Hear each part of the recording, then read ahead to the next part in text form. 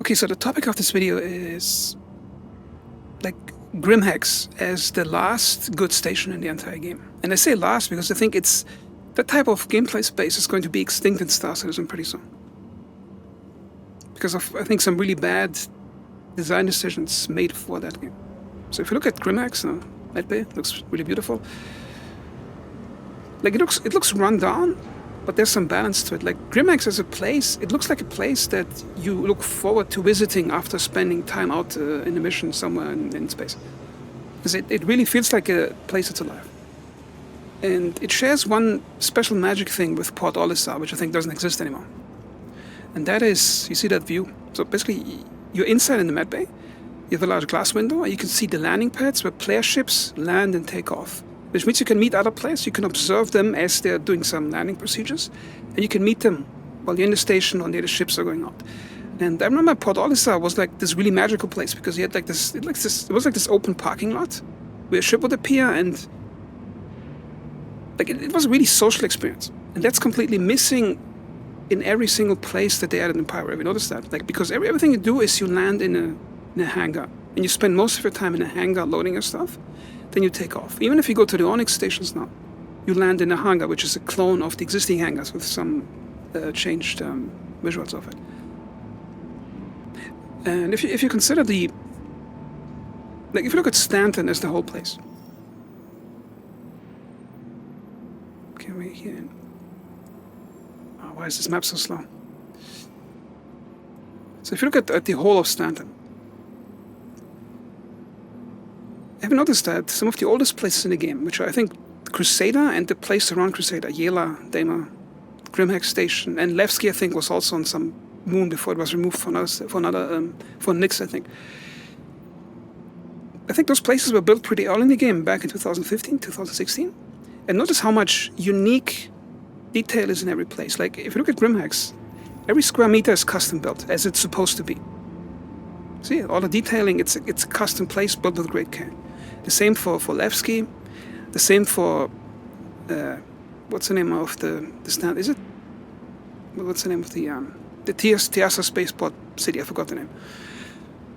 And all the landing zones. And the problem is, at the same time, they created these rather unimpressive copy-pasted stations that are all over standard, like the rest and relax stations. And they're built to lower standard, with lower geometry quality, and I've noticed all the rooms are the same.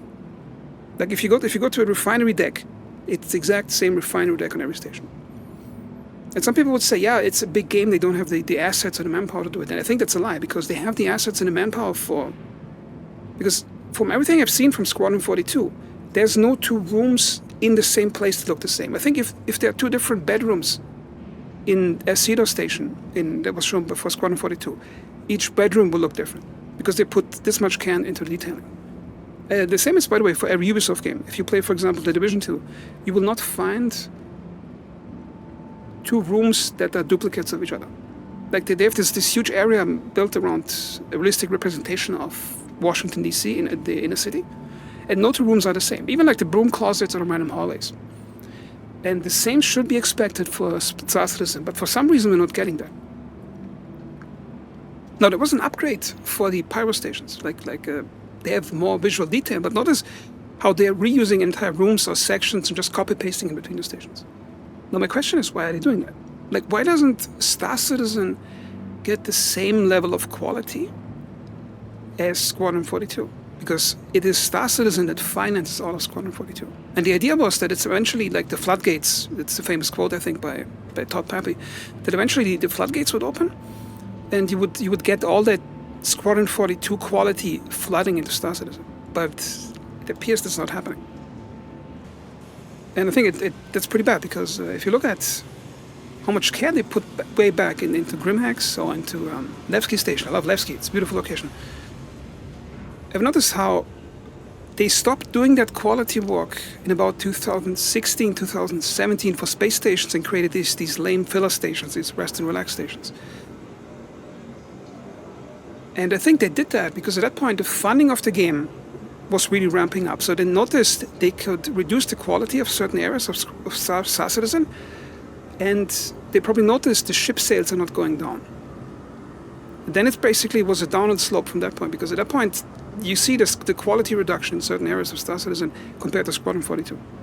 And that's a problem because, as I said earlier in the video, the expectation here is that every single, like imagine how amazing this game would be if every single space station, not sure how many there are on Stanton, like 7, 8 or something, or 12, or 10, or 15, or 20, I'm not sure. Imagine if every single one of them would be built unique like Levski or Grimhex. Imagine how beautiful the game would be. Every single station would be amazing. Now, some players may say that's too much work, which I think it's not, because there's no other game that has this much funding. Okay, they have no excuse for not doing that. And the second thing is, does Stanton actually need that many stations? Like the Lagrange points, the only reason for them to exist is to give you a mission pointer to fly somewhere away from the main stations. Like, they're completely interchangeable as stations. Like, the rooms are the same, it's just the connecting hallways are slightly different. So they have the manpower, they have the assets, they have the time, they have the money to make every station unique. And they could still, like, you could cut out 80% of the stations of Stanton and make the existing stations unique and beautiful. And you would get more gameplay and quality for the player out of the game like that. Like, just imagine the potential here. Like, imagine you're flying from Levski, or from let's say from Crusader, from this end to this end, and there would actually be a unique station that would be unique with everything being custom built. Like, imagine the excitement just flying there and being happy to see this cool, unique place again. And they could do it if they wanted to. They have the manpower. They could just copy-paste the assets, the stations from Squadron 42. Because if you look at these Squadron 42 shown videos, like, they have some really beautiful stations. And like, you try this for yourself if you want. Check out Squadron 42, any released video they showed, and try to see if you can find in any of the videos a single room that's repeating itself or is copy-pasted to another room. You will not find a single one. Like, even the rooms that look similar, they still have a lot of detail work where the furniture and everything looks different from each room to the other. So that's why I made the video, because I think there's no reason for them to hold back on that. But they do hold back, which is not good.